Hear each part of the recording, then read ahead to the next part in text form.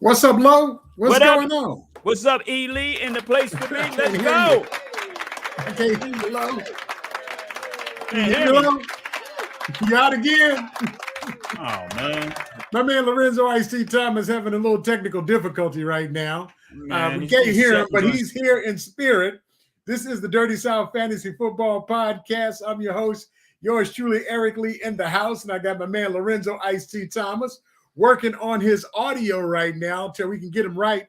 He's going to be probably in and out for a second. But this is a place where we get a chance to talk fantasy football each and every Tuesday night right here on the podcast, where we talk about, Dynasty League as well as the Superflex leagues with more than with two quarterbacks actually on your starting roster, as well as standard scoring, as well as PPR. Lorenzo, you still there, buddy? He's still trying to get in there. So we're going to talk about a lot of stuff tonight, man. We're going to talk about the NFL. Of course, we're going to talk about Dak Prescott and his failings. In addition to that, we're going to talk about there we got you up there twice now. Either one of you there? Yeah, man. Say something, Lo. All right, how about now? He's still trying to be in. Look, hit us up on the comment line when you get a moment. Oh, we got some folks in here. Shout out to my man Mario Gonzalez. Thanks for checking in. He said, "Let's get it."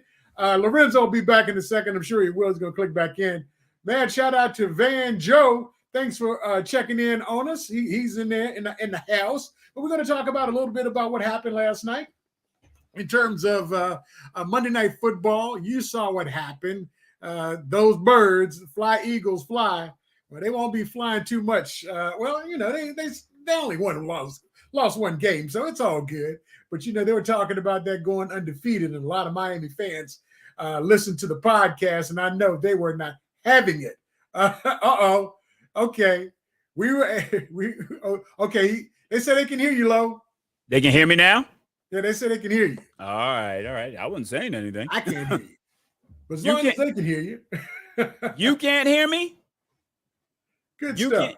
You can't hear me? I can't hear you.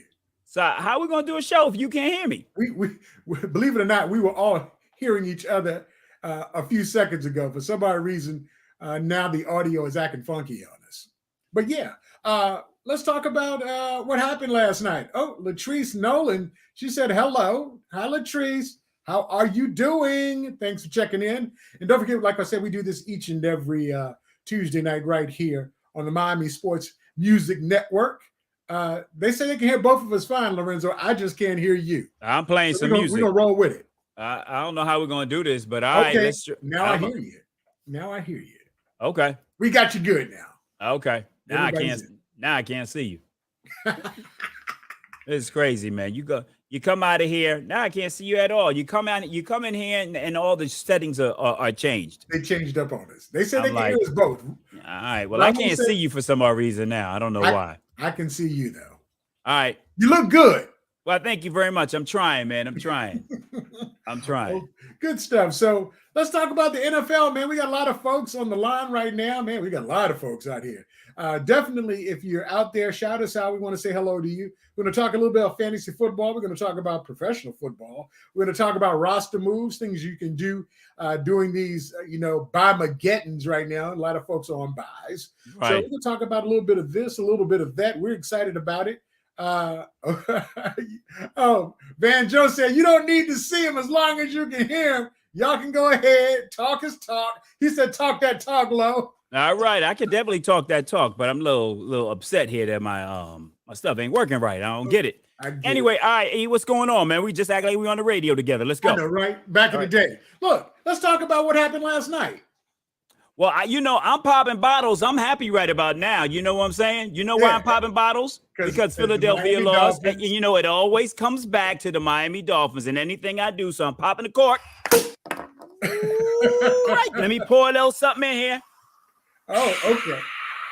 All right. Good yes, stuff. because it is the 50th anniversary for our Miami Dolphins, the perfect season. So the fact that the Philadelphia Eagles lost last night, that means they will not go undefeated. So, Of course, anytime a team loses and the last team that's undefeated finally loses a game, all of us down here in South Florida, we pop bottles because of perfection. And, we're celebrating the 50th year for that. So, of course, I was excited seeing that game and seeing the game turn out the way that it did. And I was happy to see that the Washington football team was the team. Okay, I'll say it. The Washington Commanders were able to be the team to do that because I got a lot of people up there in the DMV area that we know a lot of folks up there. Exactly, that are fans of the team. So I was kind of happy to see them show up. But sometimes if you think about it, though, it's those division games are the ones that turn out to be the toughest because they know each other so well. Exactly. So, and Washington was able to put it down and they held the ball for about 40 minutes and kept the ball away from Philadelphia. And Philadelphia made a lot of mistakes. But that's what happens sometimes when you start feeling yourself a little bit. And when you start believing your press clippings, then you start making mistakes and things of that nature. So, Philadelphia's come back to the rest of the pack after last night. Hey, absolutely. Darian Green said perfection stands. So y'all got another year. Y'all got another year of holding it down. So it was good stuff. We've been holding it down for 50 years. For 50 years. Yeah, so, it is what it is.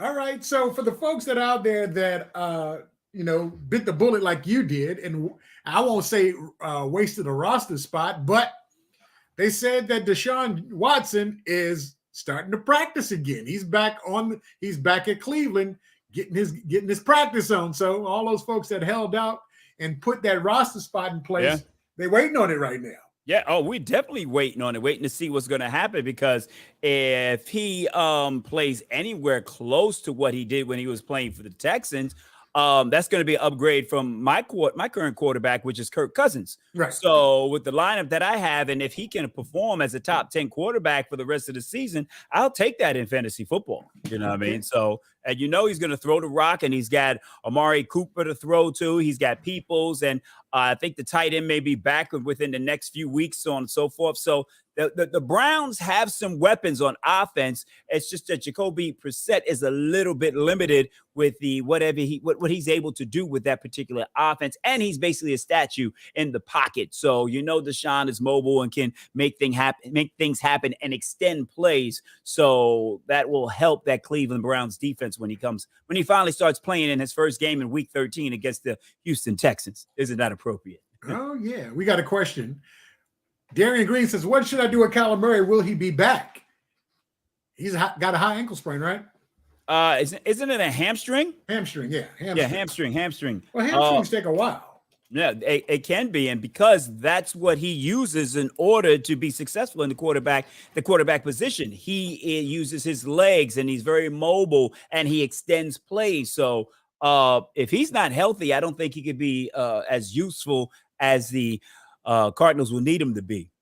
The thing about it is 9 times out of 10, Baker Mayfield is probably available. So, Darian, if you need a quarterback, Baker going to be out there because he's going to be subbing in for PJ, and we're going to talk about that a little later when we get to the injury report. Well, it really depends on how many teams you have in your league, how many roster spots your league has available at that particular time. Because for us in our dynasty league, when something like that happens, it's like, oh well, I mean, all the players are already taken anyway in our league, basically. So we have a 16-team league, and it's about 22 roster spots in our dynasty league. So you pretty much you can bet that those quarterbacks that are coming in more or less are on someone's roster. Darian said, "Baker, really?" Well, I mean, Darian, look, how many teams are in your league? Because at the same time, realize that you've got, I think Colt McCoy is the backup. So if you already have Kyler Murray as your starting, you can of course. You probably could pick up Colt McCoy, but there are probably a lot more better suggestions in terms of putting people in that place before you put Colt McCoy.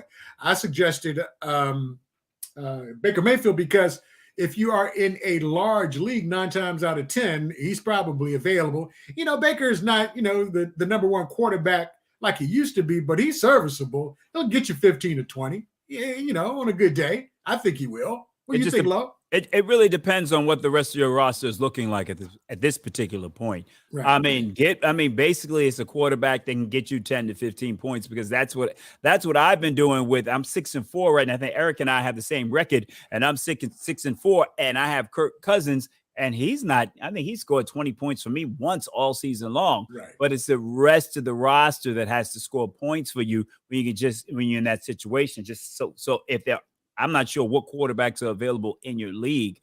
Maybe a Trevor Lawrence might be available. But I don't know. I would have to see. Vaughn Joe said, Baker, you better off leaving the slot empty before you play Baker. Then I got, okay. Who are they playing? Who are they playing against? Gotta check that. We got color commentary. He said, if you're desperate, Baker ain't a bad place. See, that's what I'm saying. That's right. They can make him serviceable. I believe that. I think they can make Baker serviceable. Now he's not gonna be a world beater. Right. And the Panthers has some decent wide receivers that can score some points for you. You know, and Foreman out of the backfield is doing quite well since McCaffrey's been traded. Right. Okay. Well, man, we moving right through the show. Let's talk about this guy. Who is this Christian Watson? Oh, the rookie from, I can't see anything on your screen. Okay. I can't see the screen. No problem. He's not up anyway. But okay. We see it I put it on the show sheet. Who is this Christian Watson? This guy went ballistic Sunday night. Well, I think the problem with Green Bay is it starts with Aaron Rodgers, and I mean the problems that he's having with the coach. I mean, it goes back until last year. If you go back, was it last year that was the fourth down play and Aaron Rodgers? Was it last year's playoffs or was that the year before? I can't remember. That was year before. It was year before. Okay, so basically they've been having issues going back that far. And then you can see that even this past game against the Cowboys, they had a little beef on the sidelines where Aaron Rodgers was saying, we should have ran the ball at the time. And he's throwing pass plays. So right now, Aaron and the coach they didn't vibe and they're not on the same page. But where I fault Aaron Rodgers is that, why Devontae Adams left? Devontae's like, what are you going to do? I need to know. You're stringing me along. Are you going to be here for the next 2 to 3 years? So Devontae needs to know. If not, then he's out. Right. And then Aaron chooses not to practice with these young wide receivers that they have on their roster in the offseason. He's not there. And then you wonder why he can't connect. And you can't. And then I don't think he showed up until like training camp, as opposed to getting those guys together so they can get together. They can get together and practice and find out what their tendencies are, so they can be some type of chemistry between them. And Aaron chose not to do that. So when you line up on the field and they were having problems in the preseason, you see they don't understand. And then these are young players. And Watson, in fact, on the very first play of the season, they threw a bomb to Watson against the Minnesota Vikings, and he dropped it. So what do you think that did for his confidence? And then he even dropped games in this Dallas game. He dropped passes in this Dallas game, but Aaron just kept coming back to him. Kept coming back. So he will come back to him again next week I think it was 4. He had like 4 catches, 3 touchdowns, 100. Yeah, it was ridiculous. It's crazy. It was crazy. But he's got speed and he's fast. Yeah, and he's available in our league and probably in a lot of others. Yeah, well, he's on waivers right now in our league. So I put in for him. So did I. So I'm not sure where we are on. Well, there's a lot of teams. We're not going to get him. We're not going to get him. Let's go to that injury report, man. Stafford messed up. He all messed up. Sean McVay, what am I gonna do? That's it. I think it's over for Matthew. I think it's it. I think it's done. He's so injury prone. Yeah, I think it's done. And his motivation was to win the Super Bowl. Right. And he has done that. He did that last year. And I just had a feeling about him going into this upcoming season because he was available during the draft. And I just had a feeling because I had him on fantasy football teams last year and did very well with him. But something about that Super Bowl hangover and that letdown, and then you lose Odell Beckham, and then Von Miller is gone, and they've lost so many pieces, and they've had injuries, and he's been injured. He was dealing with the elbow injury early on in the season. So I just really think he just needs to. He's probably never recovered from the elbow injury that he was dealing with in the preseason. He's probably never. And if he's on your fantasy team, it's time to move over for somebody else too. It's time to move over and trade this week because the trade deadline is this week as well. Yeah, absolutely. Right. Now, speaking of the Rams, Cooper Kupp when it rains, it pours. Yeah, it's just coming down. It's a wrap for the Rams. They're done this season. It's over. It's over. I mean, put a fork in it. Yeah, it's done. And then Cooper may come back in time for those fantasy football owners that still have him on the team and just move him to the IR. He should be back and viable during the playoff run for fantasy football. So you definitely hold on to him. But how effective he's going to be if Matthew Stafford is not able to produce the way that we expect him to do on a weekly basis, which has not been much this year. But one thing he does do, throw the ball to Cooper Kupp. Yeah.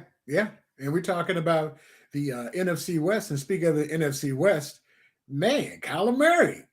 We just talked about that a few seconds ago about what do you do?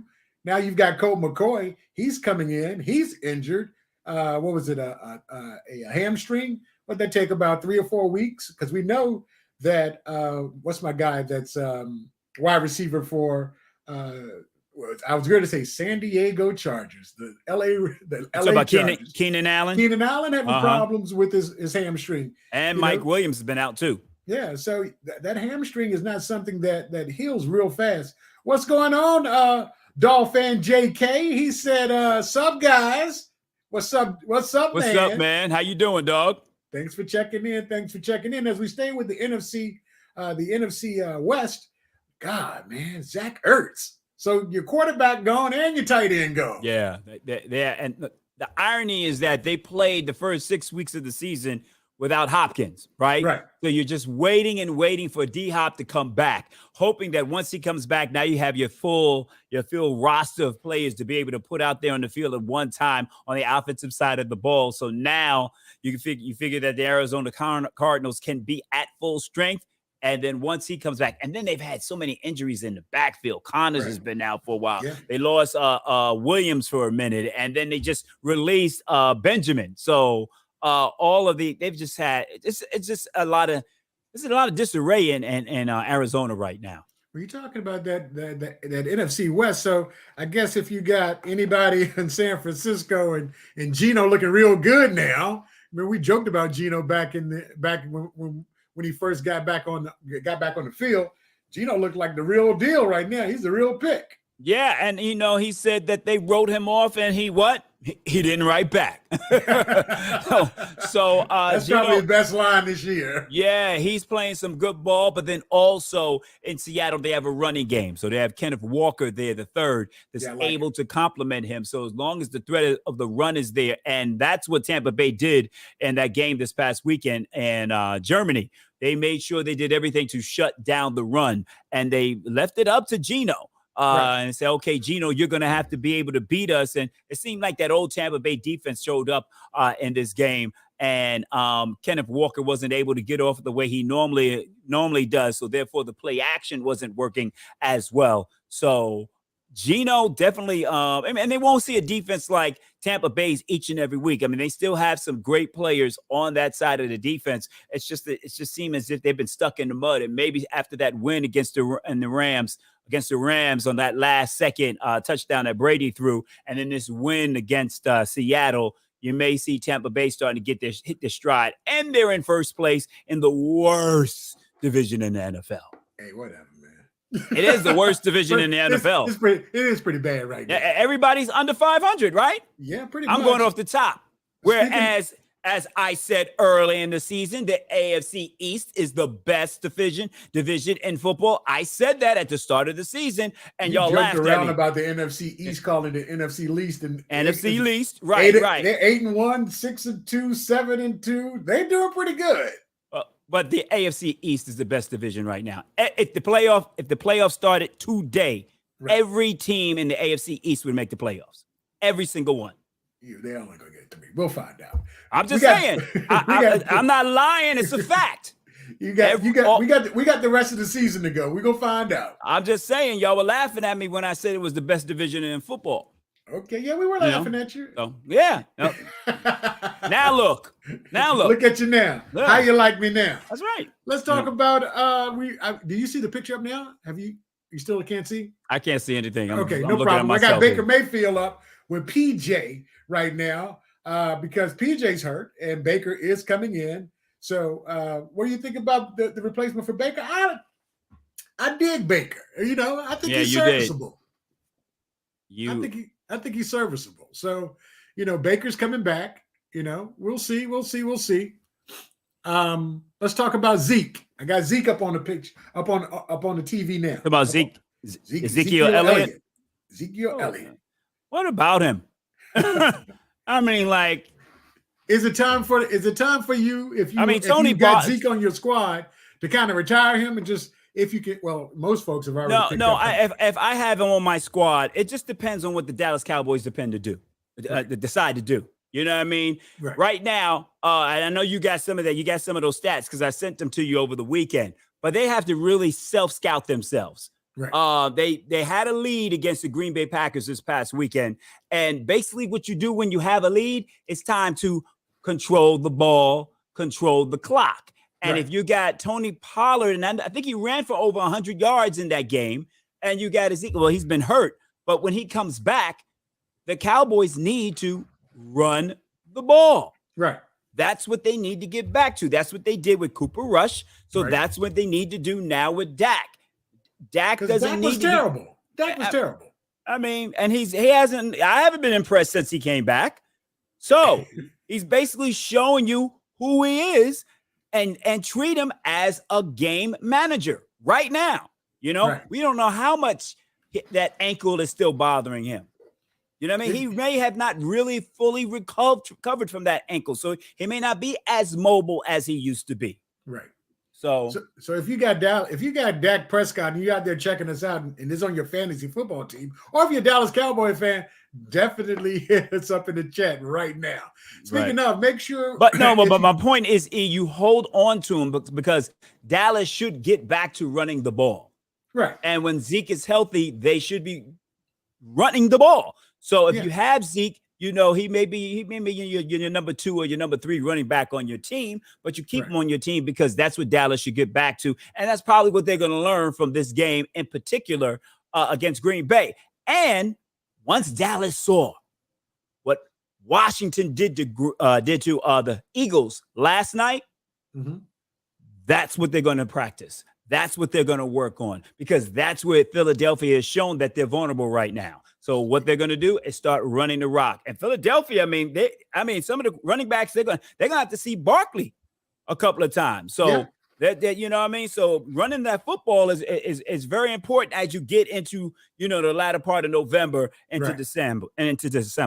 Well, it's a copycat league, but at the same time, I do believe that even though they got gashed last night, they're going to address it. Believe me, they're addressing it today on what happened last night. So I'm not going to count out the defense for Philly yet because it has been probably one of the best defense if you're playing fantasy football to pick up or have on your squad if you're using total defense. That is true, but Dallas ran the rock down Philadelphia's throat as well when they played them earlier this season too. Right. So they were successful running the ball against Philadelphia. So, they got to fix it. Color commentary says Eagles could drop a couple of games now that the bubble is burst. That is true. That's true. I mean, you got folks.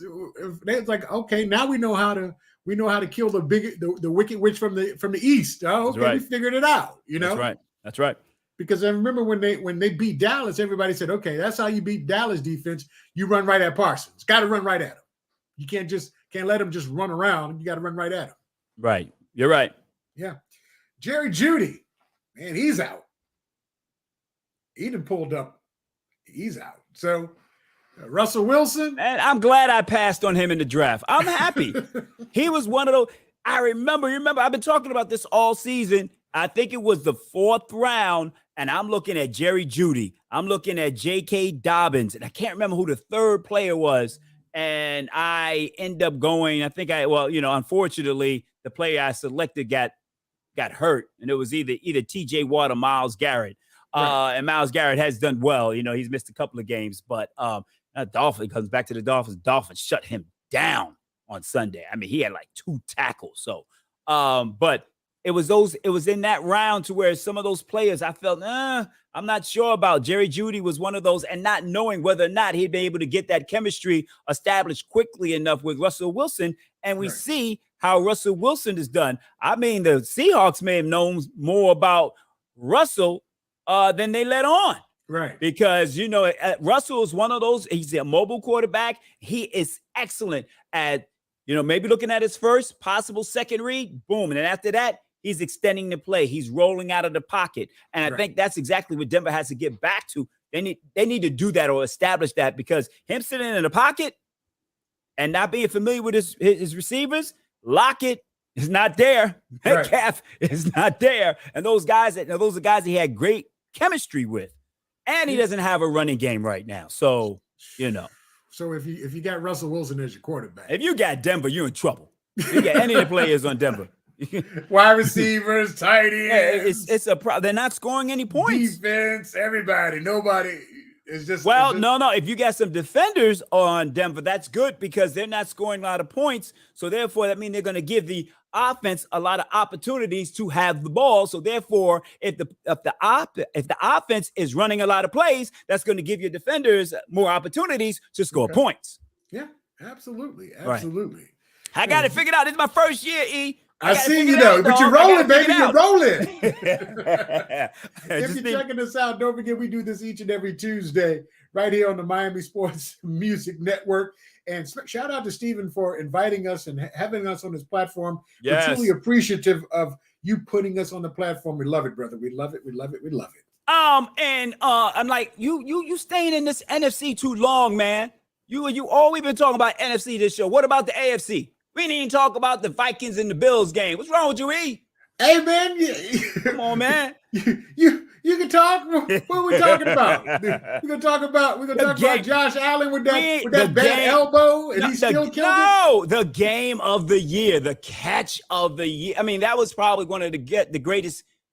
We'd have to go back to say that OBJ catch when he was in a New York Giants uniform was probably one of the best catches that we've ever seen. Right. I mean, I'm a Dolphin fan, so I've seen Oronde Gadsden make some serious one-hand grabs that some people, nationally may not recognize. But that catch that Jefferson made with one hand was probably one of the best catches we'll ever see, because he had one hand, the defender had two, and he was still able to bring it in, And then the way they went back and forth, within that game and going into overtime. And then, Josh Allen basically on that last drive, Josh Allen basically made up in his mind that it was not going to be a tie. Right. He was not going to kick a field goal, because the drive prior to that, when he was down by 3, he dinked and dunked. He dropped the ball off to the guy in the flat and slowly moved the ball down the field. Now, the drive in overtime, he wasn't doing that. There was no dinking and dunking. He went back. Nobody was open. Boom, he took off. On 2 plays, he took off running. And then he basically said, it's not going to be a tie. We're going to win. We're going to lose. He had that decided in his mind as he was going down the field on that drive. And boom, they end up losing. But he already made it up in his mind. That's what he was going to do. All right. Fins up. Wednesday says, sup, guys? What's up, Fins up? Yes, right. Absolutely, man. This thing went fast. And he said fins up because right now the Miami Dolphins are 7-3 in first place in the AFC East. All right. Tua Tagovailoa is 7-0 when he starts and finishes the game.